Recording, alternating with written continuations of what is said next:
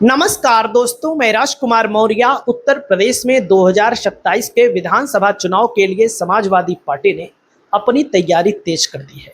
Samajwadi party के मुखिया अखिलेश यादव एक एक विधानसभा सीटों पर समीकरण के तहत मजबूत से मजबूत प्रत्याशी उतारने जा रहे हैं, जिसके लिए इस वीडियो में आप सभी साथियों को प्रत्यक्ष तौर पर तमाम चीजें बताएंगे और कौन सी ऐसी महिला प्रत्याशी है जिसका टिकट कंफर्म माना जा रहा है, क्योंकि दोस्तों जो समीकरण के अंतर्गत आएगा टिकट तो उसी को मिलेगा। बाकी आप लोगों की जो भी राय हो, अच्छी बुरी कमेंट करते रहिए, कोई दिक्कत नहीं है। दोस्तों सबसे पहले मैं आपको बताना चाहूंगा, इनका नाम है उर्मिला राजपूत। राजपूत मतलब लोध किसान समाज से आती है। जिस जाति से पूर्व के मुख्यमंत्री कल्याण सिंह आते थे, उसी समाज से। दोस्तों इस समाज की जो आबादी है आपको फर्रुखाबाद, मैनपुरी, रायबरेली, अमेठी, अयोध्या, लखनऊ, मतलब कि बहुत सारे जिलों में देखने को मिलती है। पीलीभीत चले जाइए, पश्चिमी उत्तर प्रदेश में चले जाइए, बड़ी संख्या में। और यह वोट बैंक बीजेपी का कोर माना जाता है।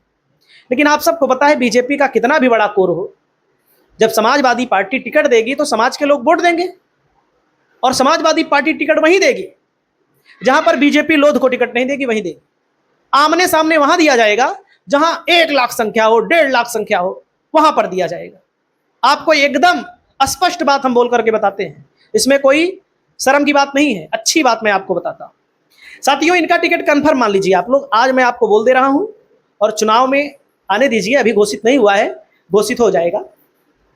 नागेंद्र सिंह राठौर, राठौर ठाकुर समाज से आते हैं, क्षत्रिय समाज से। क्षत्रिय अलग है, राजपूत अलग है, याद रखिएगा हमारी बात को। राजपूत का मतलब ओबीसी, राठौर का मतलब सामान्य कैटेगरी, याद रखिएगा इस बात को। अब यहां पर असरत जमाल सिद्दीकी एक बड़े नेता माने जाते हैं, लड़ते जरूर हैं, बढ़िया चुनाव लड़ते हैं। चुनाव बेचारे हार गए देखो 27,000 से। अब कुछ लोग कहेंगे जमींदार पार्टी लड़ गई, इससे हार गए। जमींदार पार्टी को 3919 वोट मिला, जमींदार मतलब ओवैसी की पार्टी। साथियों मैं आपको ईमानदारी से बताना चाहूंगा, हमें किसी प्रत्याशी से, किसी दावेदार से कोई दिक्कत नहीं। मामला यह है कि हिंदू बनाम मुसलमान में बीजेपी ही चुनाव में बाजी मारेगी। आप किसी भी मुसलमान को लड़ा दीजिए, अगर मुसलमान की संख्या लाख, 1.25 लाख है तब मुसलमान जीत सकता है। यादव की संख्या भी हो वहां पर तो आराम से जीत जाएगा सपा से। क्योंकि यार हिंदू जो है, बुरा मत मानिएगा, मुसलमान तो हिंदू को वोट दे देता है। हिंदू में यहां तक कि मैं आपको डायरेक्ट बता रहा हूं, यादव समाज के भी कुछ लोग वोट नहीं देते हैं। हमारी बात आपको बुरी लगेगी लेकिन कड़वा सत्य है। और अब आप देखिए, जैसे अरशद जमाल सिद्दीकी अच्छे नेता है यहाँ के, 2017 में दोस्तों लड़े थे बेचारे, 34,000 वोटों से हार गए। देखो क्यों हार गए, क्योंकि दलित हो गया, हिंदू की जातियां हो गई, ये सब एक तरफा वोट कर देती है। अब समाजवादी पार्टी की मजबूरी है मुसलमान को एडजस्ट करना, टिकट भी देना। देखो जब जमालुद्दीन सिद्दीकी चुनाव लड़े तो देखो यहाँ पर आप लोग खुद है भाई, 3 पार्टियों के बीच चुनाव लड़े तब चुनाव जीते। देखो 3 पार्टियों को वोट मिला, ठीक ठाक वोट मिला। देखो 51,000 से जमालुद्दीन सिद्दीकी चुनाव बेचारे नहीं जीत पाए, 58,000 पाए, मतलब जीते। 2012 में 51,000 से जीते, 58,000 पाए, नहीं जीत पाए। 72,000 पा रहे हैं तब भी नहीं जीत पा रहे हैं। ऐसा क्या है? ऐसा यह हो गया है कि मामला अब आमने सामने का हो चुका है। बसपा चुनाव लड़ नहीं पा रही है, बसपा लिमिट के अंदर सिमट जा रही है।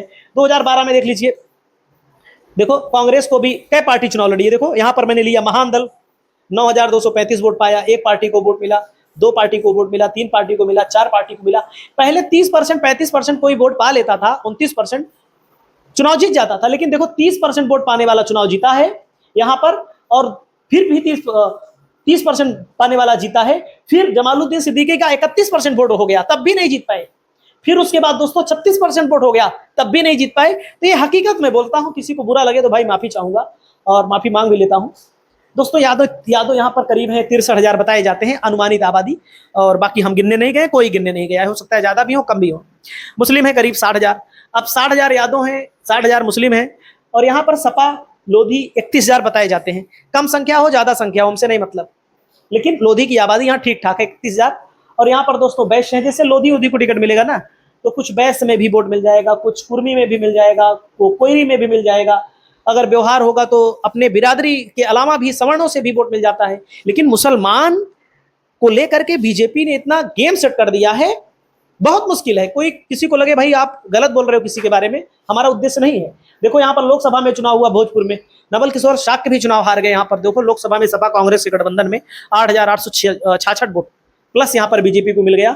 सपा को 86,377 वोट मिला और भाजपा को 95,243। अलीगंज में देखो समाजवादी पार्टी आगे हो गई। यहाँ पर देखो कायमगंज में समाजवादी पार्टी को कितना वोट मिला, 1,17,000। यहाँ 2 विधानसभा में सपा आगे रही और अमृतपुर में भाजपा आगे हो गई, देख लीजिए।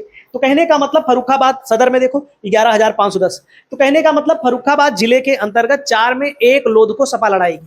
तो उर्मिला राजपूत का टिकट मेरे अनुसार कंफर्म है, 100% है। औपचारिक ऐलान जब होगा तब देखा जाएगा। हमारी तरफ से जो जानकारी दी जा रही है स्पष्ट दी जा रही है। बाकी आप लोग अपनी राय बताएं। नमस्कार।